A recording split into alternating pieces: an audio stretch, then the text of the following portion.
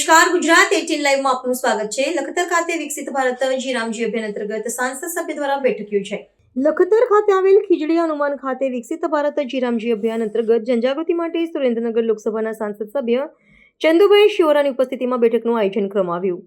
જે જનજાગૃતિ બેઠકમાં સુરેન્દ્રનગર સાંસદ સભ્ય ચંદુભાઈ શિવરાએ જણાવ્યું હતું કે પ્રધાનમંત્રી નરેન્દ્રભાઈ મોદીના નેતૃત્વમાં ગાંધીજીના વિચારોને સાચા અર્થમાં જીવંત કરવામાં આવ્યા છે। તેમણે ગ્રામીણ રોજગાર યોજનામાં અગાઉની 100 દિવસની મર્યાદા વધારીને હવે 125 દિવસ સુધી રોજગારની ગેરંટી આપવાનો ઉલ્લેખ કર્યો હતો, જે ગરીબ અને શ્રમિક વર્ગ માટે મોટી રાહત છે। તેમણે ભારપૂર્વક કહ્યું કે વીબી જી રામજી યોજના દ્વારા ગ્રામીણ વિસ્તારોમાં રોજગાર, આવક અને આજીવિકાની મજબૂત ગેરંટી આપીને વિકસિત ભારતના સંકલ્પને સાકાર કરવામાં આવશે।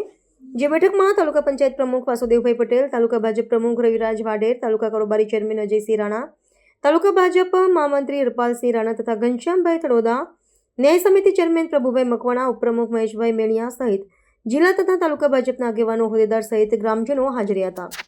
આજે લખતર ખાતે વિકસિત ભારત જી રામજી યોજનાના વિસ્તૃત જાણકારી માટે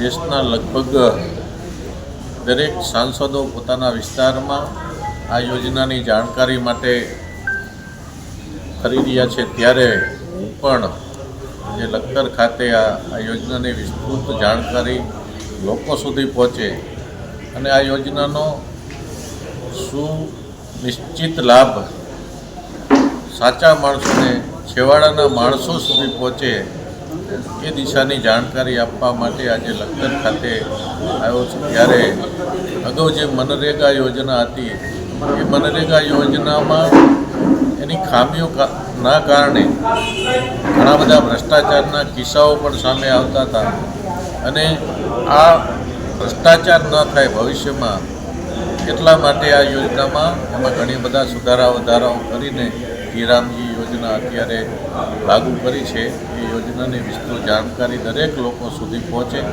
ગામડાનો શ્રમિક, ગામડાનો ખેડૂત, ગામડાનો કારીગર એ આ યોજનાની વિસ્તૃત જાણકારીથી સાચો લાભ મેળવી શકે એ માટે આજનો આ કાર્યક્રમ હતો।